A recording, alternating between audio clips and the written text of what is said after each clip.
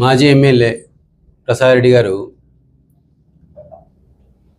6 నెలలు లేదా 1 సంవత్సరం కాల్పుల విరమణ ప్రకటించినారు విమర్శలు చేయను అని. కానీ అధికారం కోల్పోయి దాన్ని తట్టుకోలేక అప్పుడే విమర్శనాస్త్రాలు సంధించడానికి మొదలుపెట్టాడు. కొత్త ప్రభుత్వం కొలువు తీరి ఇంకా 4 రోజుల కాలం పూర్తి కాలే.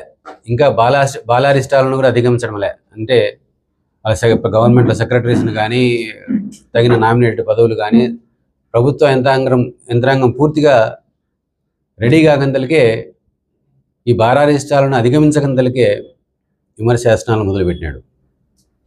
అయినా పర్వాలే, ఎందుకంటే ప్రభుత్వం బాధ్యత చేపట్టిన రోజు నుంచి ప్రజలకు జవాబుదారీగా పనిచేయడం అనేది బాధ్యత.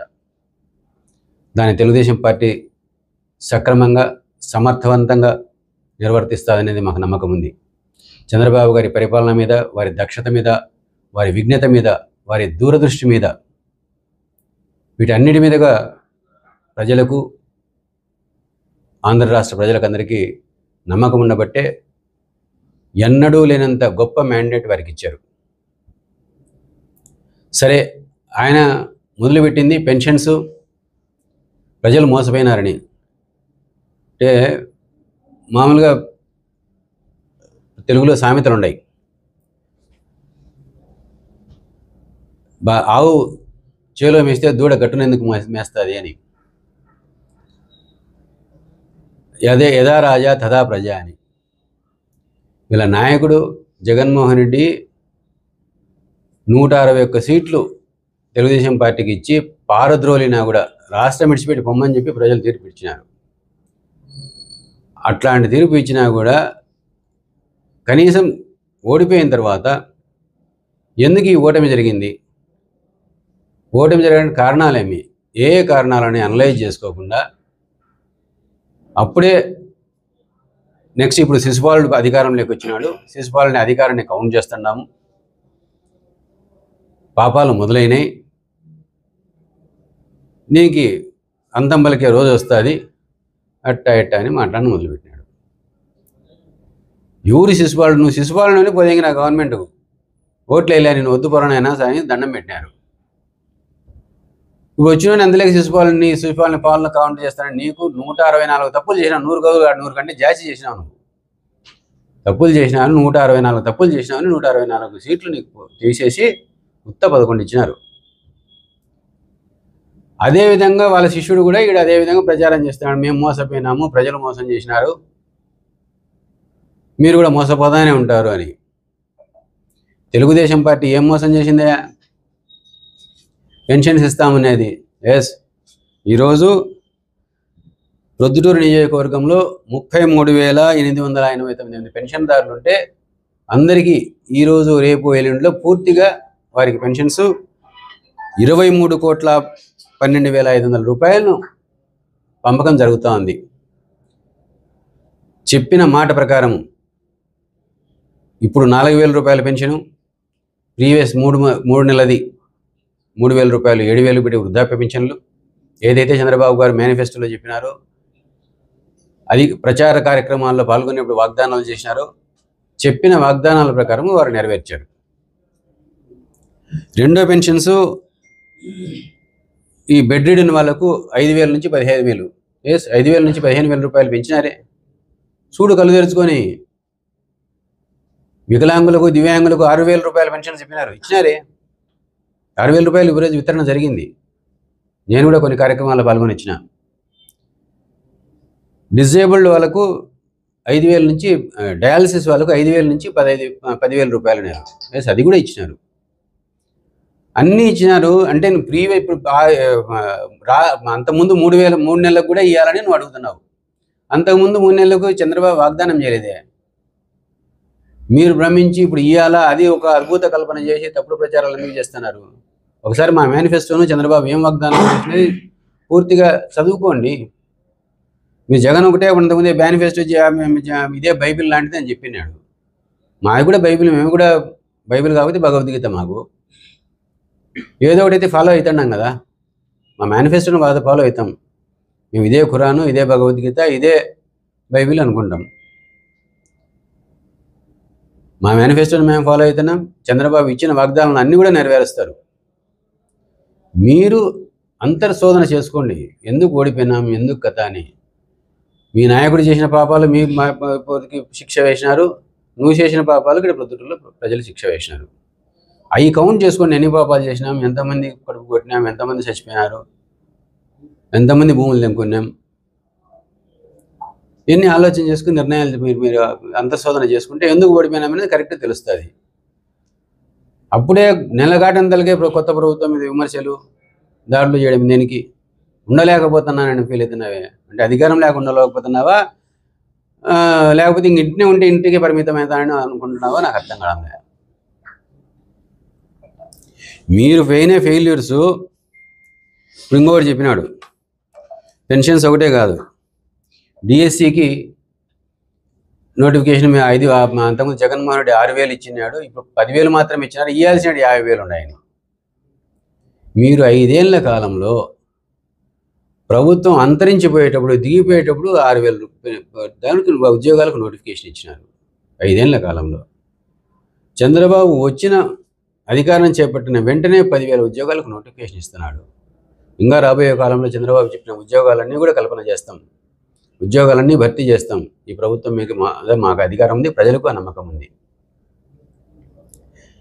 వాలంటీర్లను కడుపు కొట్టినారు, వాలంటీర్లతో పనిచేయడంలే అంటున్నావు. అసలు వాలంటీర్లు చూడే ఎవరున్నా ఉన్నారని నేను ఈశ్వరి కొన్ని చోట్ల పంపకానికి పోయి అడిగితే వాలంటీర్లు అంతా లేరు, వాలంటీర్లు అందరూ రాజీనామాలు చేసినారు. ఎవరు వాలంటీర్లు కడుపు కొట్టింది? మీరు కడుపు కొట్టినారు. వాలంటీర్లు ఉద్యోగాలందరూ తీసేసి రాజీనామాలు చేయమని మళ్ళీ మేము తీసుకుంటామని చెప్పి ఇప్పుడు లబోదిబోని మనకి మా ఇళ్ళ కాడ తిరుగుతున్నారు. వాళ్ళు మాకు ఉద్యోగాలు ఇవ్వండి అని. మీరు వాలంటీర్లు ఉద్యోగాలకు రాజీనామాలు చేసి వాళ్ళను వైసీపీ కార్యకర్తలుగా తిప్పుకున్నారు. మీరు వాళ్ళు వైసీపీ కార్యకర్తలనే ఉద్యోగాలు ఇచ్చినారు, మళ్ళీ మీరు ఉద్యోగాలు రాజీనామా చేసి కార్యకర్తలను చేసినారు. చేసుకుని ఇప్పుడు కార్యకర్తలుగా తిప్పుకోండి. ఇప్పుడు వాళ్ళకు కూడా ప్రెస్ మీట్లు పెట్టుకో, లేకపోతే నువ్వు ర్యాలీలు కండక్ట్ చేసి దానిలోకి పిలుచుకో, లేకపోతే ధర్నాలు కండక్ట్ చేసి ధర్నాలకు పిలుచుకో. వాలంటీర్లు లేదని ఇప్పుడు అపసోపాలు ఎందుకు పడుతున్నావు? దివ్యాంగులకు అన్నిటికీ అన్ని పెన్షన్స్ ఇచ్చినారు. మీరు చేసుకోవాల్సిన శోధన ఏమిటంటే మీ ఫెయిల్యూర్స్ గురించి చెప్తా. అసలు ఫస్ట్ ఆఫ్ ఆల్ నువ్వు మీ నాయకుడు చేసిన ఫెయిల్యూర్స్, అది అసలు దాంట్లో మీ ఆత్మశోధనే జరగడంలే. మీకు 2019లో అధికారానికి వచ్చేటప్పుడు ఏం చెప్పినారు? దశల వారీగా మద్యం నిషేధం చేస్తామన్నావు. మద్య నిషేధం చేసినావా? చేసినారా మద్య నిషేధము? సొంత బ్రాండ్లు పెట్టి డిస్టిలరీస్ అంతా టేక్ ఓవర్ చేసి ఎంత కావాలంటే అంత లబ్ధి పొందినారు, ధరలు పెంచి. ఎవరికి అది లబ్ధి? డిస్టిలరీస్ ఎవరికి ఉంటే వాళ్ళకే లబ్ధి జరిగింది కదా. ప్రభుత్వం అధికారం లేకొస్తే ప్రజల కోసం చేయాల్సిన ప్రభుత్వం సొంతాని కోసం వాడుకొని బుద్ధి పుట్టినట్టు చేసినారు. బుద్ధి పుట్టినట్టు అరచకాలు, బుద్ధి పుట్టినట్టు కక్ష సాధింపు చర్యలు. ప్రతి సంవత్సరం జాబ్ క్యాలెండర్ రిలీజ్ చేస్తామన్నారు, చేసినారా? జిల్లాలో ఉక్కు ఫ్యాక్టరీ పెడతామన్నారు, కడప జిల్లాలో ఉక్కు ఫ్యాక్టరీ పెట్టినారా? ఒక్క ఇటుక వేసినారా? అసలు అమరావతిని ఏపీ రాజధానిగా కొనసాగిస్తామన్నావు. అమరావతిని ఏపీ రాజధానిని కొనసాగిస్తాను ఊరు ప్రతి ఊరులో చెప్పి ప్రచారంలో తిరిగినారు. కొనసాగించినారా? అమరావతిలో చేసిన అభివృద్ధి పనులు కూడా గ్రౌండ్లో ఉండే పునాదులతో సహా పెగిలించేసి దాన్ని భూస్థాపితం చేసేయాలనే ప్రయత్నం చేసినారు. రాజధాని లేని దిక్కులేని రాష్ట్రంగా మీరు తయారు చేసినారు. ఇవన్నీ ప్రజలు గమనించారనుకుంటున్నారా? మీరు అధికారం చేపడతానే ఈ మధ్యనే నేను చూసిన అప్పటి సిఎస్ మాజీ ఎల్వి సుబ్రహ్మణ్యం గారు వారు మాట్లాడుతూ జగన్మోహన్ రెడ్డి గారు నన్ను అడిగినారు అమరావతిని ఎక్కడ పెడదామని చెప్పి. మనకు రాజధాని ఏదైతే బాగుంటుంది అన్నా అని చెప్పి అడిగినారంట. ఏదైనా ఇప్పుడు చెప్పేది ఏముంది, మీరు కమిట్ అయిపోయినారు కదా, అమరావతికి ఆల్రెడీ ఫౌండేషన్ అయిపోయింది రాజధాని కంటే. అదే నిన్న అక్కడైతే పెడతారు, ఎవరు పెడతారు? చంద్రబాబు విపరీతమైన భూములు ఉన్నాయి చుట్టుపక్కల, చంద్రబాబు లాభపడతాడు అమరావతి పెడితే. మనం వైజాగ్ స్టీల్ ప్లాంట్ని తీసేసి ఆడ రాజధాని కట్టాలని అంట. వైజాగ్ స్టీల్ ప్లాంట్ ఎంత దౌర్భాగ్యం ఇది! స్టీల్ ప్లాంట్ని తీసేసి రాజధాని కడతారా? 20,000 ఎకరాల భూమి ఉంది, కరెక్టే అది. దాన్ని ఒకవైపు బీజేపీ వాళ్ళు అమ్మేసి తెగనమ్మి ఆ 20,000 ఎకరాల భూమి కుట్టాలని ఒక ప్రయత్నం జరుగుతూ ఉంటే కేంద్ర ప్రభుత్వంలో ఉండేటోళ్ళు, ప్రైవేటు ఫ్యాక్టరీల వాళ్ళు మరోవైపు ఏమో జగన్మోహన్ రెడ్డి కూడా దాన్ని ఎత్తేసి ఆడ ఫ్యాక్టరీ ఉద్యోగాలు ఎన్ని ఉండి అంత ఎన్నో ఏళ్ల కాలం నుంచి విశాఖ ఉక్కు ఆంధ్రుల హక్కుగా తెచ్చుకునే అట్లాంటి ఫ్యాక్టరీని తీసేసి ఆడ రాజధాని కడతామని అంటే ఎంత దయనీయమైన ఆలోచన, దిక్కుమాలిన ఆలోచన మీరు ప్రజలు అర్థం చేసుకోవాలి. ఇట్లాంటి తిరోగమన పాలన చేసినారు కాబట్టి మిమ్మల్ని ఇంటికి పంపించినారు. తిరోగమనం చేయాల్సి వచ్చింది. మీరు పోలవరం ప్రాజెక్టు 2 ఏళ్లలో పూర్తి చేస్తామన్నారు. 5 ఏళ్లలో ఏమన్నా పూర్తి చేసినారు? ఎన్ని కోట్ల రూపాయలు ఖర్చు పెట్టినారు? ఇప్పుడు పోలవరం ప్రాజెక్టు మీరు చేతుల్లో పడడం వల్ల నష్టం జరిగింది. ప్రాజెక్టు నష్టం జరిగి ప్రాజెక్టు విలువ పెరిగి మళ్ళీ ఇప్పుడు ఎంతకాలం అయితే ఇది నెరవేర్చాలంటే అనే పరిస్థితి వచ్చింది. దానికి విదేశాల నుంచి నిపుణులు రావాల్సిన పరిస్థితి ఏర్పడింది. మీ చేతకానం వల్ల మీరు ఎట్లా టెండర్ దాన్ని వర్క్ చేయాలనేది అవగాహన లేని కార్యక్రమాలు చేయబట్టి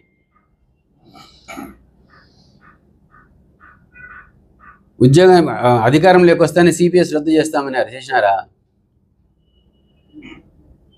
పూర్తిగా ఎంపీలు మేయర్టీ వస్తుంటే ఆంధ్ర రాష్ట్రానికి ప్రత్యేక హోదా తీసుకొస్తామన్నారు. వచ్చిందా? ఇవన్నిటినీ తెలుసుకోండి. ఈ ఫెయిల్యూర్స్ అన్నీ మీ వెనకాల పెట్టుకొని మీ కళ్ళము మీరు చేసుకుని అవి తెలుసుకోకుండా కొత్త ప్రభుత్వం ఏర్పడకుండా ఇంకా సీట్లు సరిగా పొందుకోకుండానే అప్పుడే విమర్శలు అస్త్రాలు చేస్తున్నాం ఉండలేకుండా నేనంటే అది అర్థం ఉంది ఏమన్నా? కొంచెం ఓర్పు పట్టండి. ప్రజలకు మేలు జరిగే కార్యక్రమాల గురించి ఆలోచన చేయండి. ప్రభుత్వాల వైఫల్యాలుంటే, ప్రభుత్వాలు తప్పిదాలుంటే తప్పకుండా విమర్శలు చేయండి. నిర్మాణాత్మకమైన విమర్శలు చేసి ప్రజల నుంచి మన్ననలు పొందితే మళ్ళీ మీకు పుట్టగతులు ఏమన్నా ఉంటాయి, లేకపోతే ఉండదు. అది తెలుసుకొని గౌరవంగా మెలగాలని మీకు హితవు పలుకుతూ ఉండాలి. Thank you.